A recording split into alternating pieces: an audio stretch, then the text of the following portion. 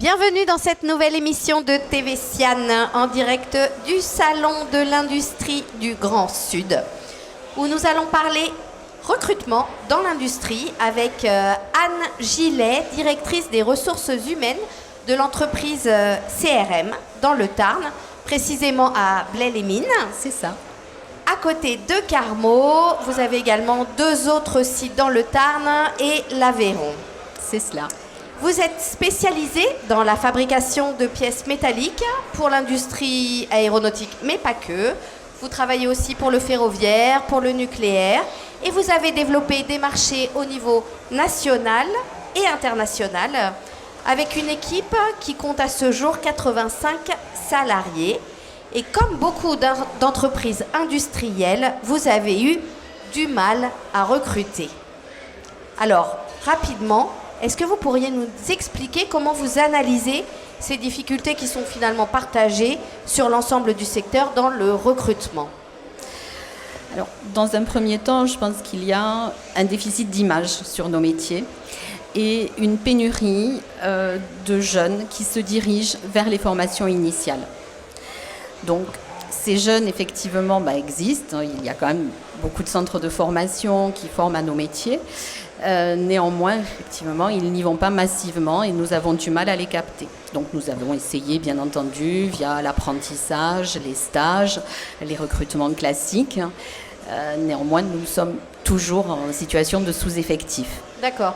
Alors, est-ce aussi on peut analyser les choses comme des jeunes qui ont envie, une fois le BTS terminé, de poursuivre leurs études plutôt que de chercher un emploi? Est-ce qu'il y a aussi cette difficulté finalement de surqualification par rapport au poste que vous pourriez proposer?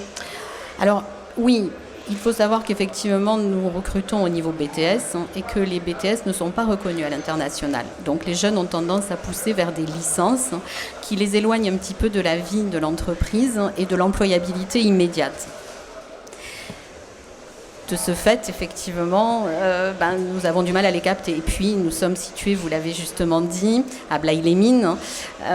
Donc, c'est dans le bassin albigeois. Nous sommes à 20 minutes d'Albi. Mais malgré tout, nous avons la métropole toulousaine qui capte beaucoup de talents.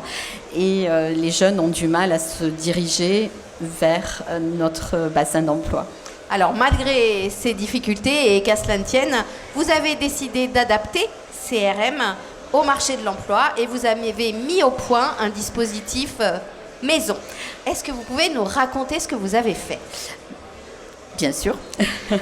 Donc, il est clair qu'effectivement, face à ce constat et ces difficultés de recrutement, il fallait trouver des solutions.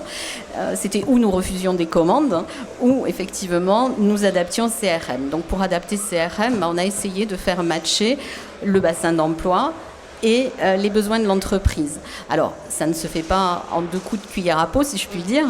Et donc, il a fallu s'engager dans une démarche. Alors, dans un premier temps, chercher des bonnes volontés, des gens motivés, et les soumettre. Alors, nous sommes rapprochés du Pôle emploi, qui nous a proposé la méthode de recrutement par simulation, la fameuse MRS, dont on entend pas mal parler en ce moment.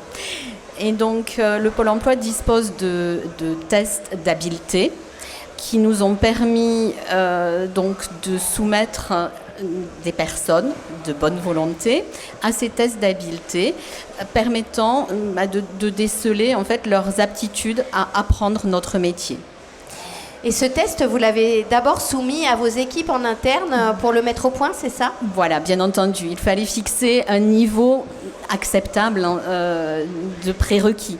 Donc, nous avons proposé à nos équipes de se soumettre à un étalonnage et donc de se remettre un petit peu en question, ce qui les a un peu chamboulés au départ, pour pouvoir fixer une note acceptable pour proposer les tests donc à un public plus large. D'accord. Alors ça signifie en fait qu'à travers ce test, on n'évalue pas en premier lieu les compétences ? Alors on évalue des aptitudes, pas des compétences, puisque les compétences, par définition, les gens ne les avaient pas. S'ils les avaient eues, on les aurait recrutés directement. Donc c'est des aptitudes à acquérir des compétences. donc sur des tests qui sont prouvés avec des simulations qui pourraient être proches de situations de travail que nous rencontrons. Et donc à partir de ces tests-là, les personnes qui ont bien voulu s'y soumettre, alors dans un premier temps, nous avons dû communiquer bien entendu pour attirer les gens et faire naître ces motivations. Donc toujours avec l'aide du Pôle emploi, mais également de l'Union des industries de la métallurgie, l'UMM, nous avons mené des informations collectives au nombre de 4, où nous avons rencontré des demandeurs d'emploi de tous âges, de tous sexes.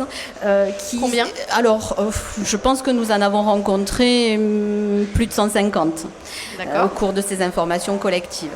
Et donc là, nous leur avons présenté en entonnoir les métiers de la métallurgie dans un premier temps et les métiers chez CRM, en disant à ces gens-là qu'effectivement, ils n'étaient pas venus à une information collective pour des formations, mais vraiment pour rejoindre une entreprise avec des emplois à la clé, avec des propositions de CDI à la clé. Rappelez-nous juste, vous aviez combien de postes à pourvoir à ce moment-là ?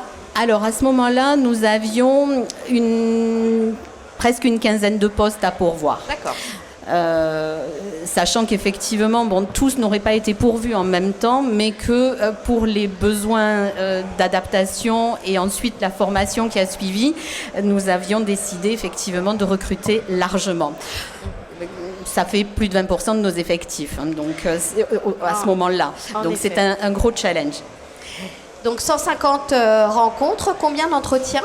60 entretiens. Et combien de personnes finalement recrutées ? 17. 17. Alors, qu'est-ce qui s'est passé pour ces 17 personnes une fois recrutées ? Alors, une fois recrutées, ces 17 personnes ont rejoint un centre de formation éphémère donc, que nous avons implanté dans nos locaux. Donc, nous nous sommes rapprochés d'un organisme de formation. Nous avons défini le cahier des charges et nous avons donc constitué ce groupe de 17 personnes pour suivre une formation dans un premier temps préqualifiante et montée avec les financements du Pôle emploi. D'accord. Donc ces personnes-là, pendant 400 heures de formation, ont acquis les prérequis vraiment de base pour pouvoir accéder plus tard à nos métiers.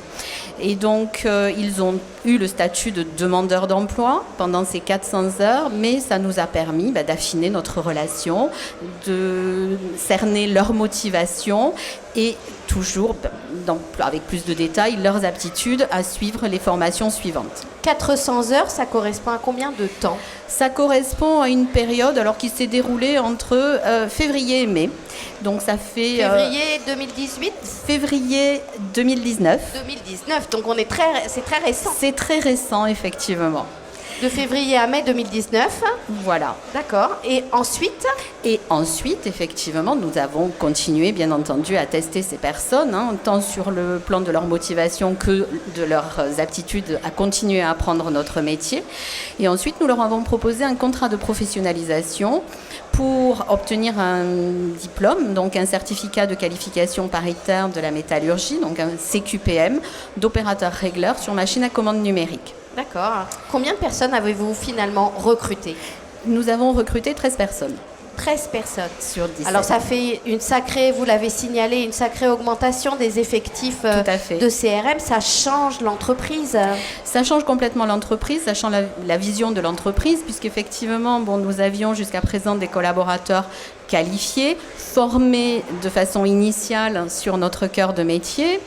Et tout d'un coup, nous avons vu arriver dans l'entreprise des personnes issues de métiers divers et d'expériences diverses, des boulangers, des gens qui n'avaient jamais travaillé dans l'industrie. Donc, dans un premier temps, ça a un peu déstabilisé notre équipe qui, effectivement, a dit non, mais c'est du grand n'importe quoi. On ne va pas pouvoir faire rentrer 17 personnes comme ça dans nos ateliers, alors que nous, on a une formation initiale, on a fait un bac pro en 3 ans, on a fait un BTS. Enfin, c'était presque dévalorisant pour eux. Comment est-ce que vous avez surmonté cette difficulté ? Eh bien, par une organisation différente, une vision différente, en les impliquant également dans leur rôle de tuteur et de sachant dans l'entreprise. Donc il était important effectivement pour eux de dire non, on n'est pas en train de dévaloriser votre savoir-faire, bien au contraire, on est en train de vous demander de le transmettre et de le transmettre finalement à la mode CRM. Donc on veut faire rentrer des gens qui puissent être opérationnels. Certes, ils ne le seront pas au départ, mais ils vont pouvoir vous enlever de la pénibilité à votre poste de travail, ils vont pouvoir vous soulager de certaines tâches répétitives qui va leur permettre petit à petit d'acquérir les bases rudimentaires du métier, d'acquérir les savoir-être qu'il faut aussi pour pouvoir rentrer dans une entreprise. Et cette immersion, effectivement, a commencé à prendre corps.